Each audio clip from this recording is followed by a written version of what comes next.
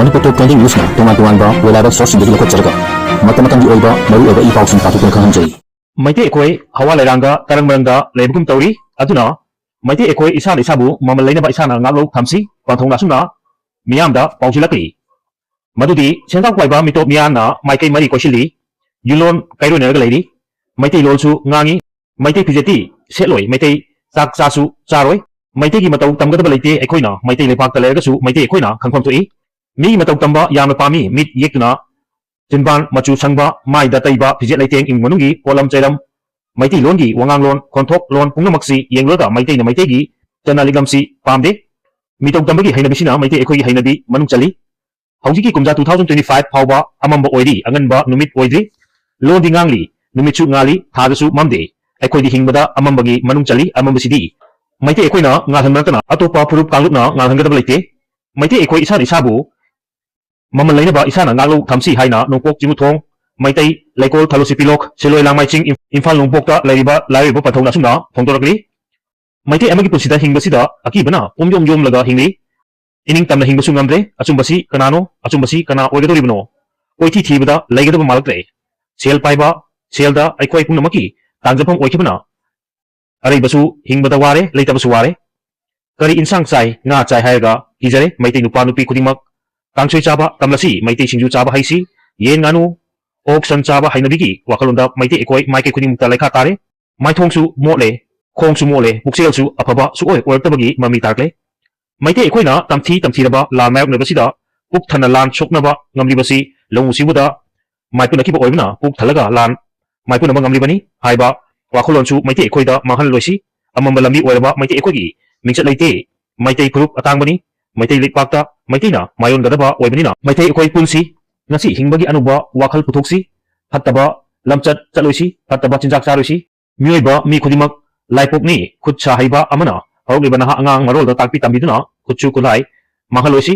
Meitei ekoi ngasi afaba wakal khanba ngamdibasi ekoi awatpana pik thali lairabagi manung chali sentok lambi leiti haina mangthai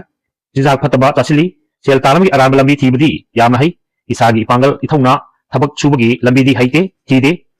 hainabi lehende lau mapurasu lau laijadaba mida labuk lamhangda lau laijadaba ingkhol koinadaba laijadaba thabak suhansi thopuna injang napi thansi khunja masel kupna humna nungsi na matam naina thabak suminaba ungsing naina karakminaba luchingba amagi makhada ekoi thabak suminasi thabak suba mina sel watpa haunade thabak suba mi amana watpa leiba haunade uk thanaba mina kaidongaida saude eroi lekai ina kunba thabak subagi matam leiroidaba mina thabak sunanaba maru mapang sel putokna leibi bagi wakal kokpa ngamba oisi laikai gi naha anganglon hogolakpa laikai su sanaba amadi thangta jago isai pampak kumai sumang kumai takpi tambiduna mimang thokpa ngamnaba takpi hoksi piglingedagi nomaijing numit ahangba leiba yengla angang singbu takpi tambibasina tana chanaba masilon mit khangba ngamgadaba lambida sengbatsi mioi khudimak laipok ki masakni ima ibal nupi oibi punamakchu make sembada Meitei meki sakchu oisi Meitei fijon chakchada Meitei chakcha oisi angamba nupi oibagi masilon thabak susi laikai masilon khuchu hingkat hansi mangaloisi mioiba ekoi masela chakchaba loira matungda aina chatluba thabak aina suruba pangtoklomba thabak sing aina uruba taruba sing amuktang khantharaga yengbada Meitei ekoi chakhatlambagi yengbada urakte lalot dikchu ngahaki oina tawi maram chade mitop miyan chasingna lalot itik hekta tadalai lalot itikta mai pakle khalubada nupi anganga Terhaidaba salam chatubagi laikha tare nubi lalot itik tawjare nungaire hairagasu wani narpada aram lambida uhali chumna chatte fare sengdu cherak pikre haiba wari sekta tari maikai amalomda laiba yum inkol yentoklaga pisakna athapada chonthokiba yum khongkiba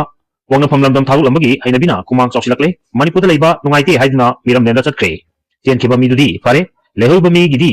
sige siu hinge hingu haiba amada lakle Meitei nungsidabadagi maong maribakpu nungsidabagi maong amada changsilakiba chanabi orakle masa masusing aduna Meitei ningol lokre mitop miyan gi nupi loksile mitop miyanda mayum pahlale miyan lamgi ake amo yak lawbada paba Meitei ekoina pothok puthokliba mafam aduda yum panba paminamagi wakalonsi masada yaujarkani Meiteina sindur pami Meiteina kebada Meitei kuke kede mitopki kuke indiagi matok tamadagi malengbi matok tamlakpa Meitei purupni Meitei ekoina Meitei nupa nupi khudingmak isagi wakal puthoksi Meitei nupi khudingmak sajat puthoksi lona lengak oibasu saithengdi isada panghogani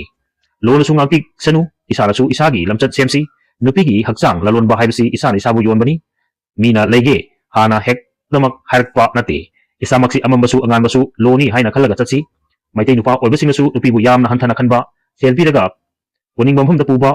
ओंथोकनिंग बमफमदा ओंथोखनबा थवाय यावद्रबा असिबा अमगुमना हंथना खनबसी तवहैदे Meitei नुपी हाइबसी यामना पाक चावना कोली मैतै नुपा नुपीना फरकपा हाइबसी मैतै चिंखटली अवांगबा थाकता अमरोमदसु मिटोप मियाना ललोनपोट उखलक्तुना योली खौई कैथेलदा मिटोप मियान कारगदी कैथेल मालक्ते Meitei मैतैदगी pot लैनिंगदे Meitei मसेन सौगतनदे लैतब मसेल मैतैदगी नमहत्तुना चानरी पूरी हाली सिंगदोकनदे पिथोकनदि एखोई पुनसिनदुना मैतैगी यावन अमा thesis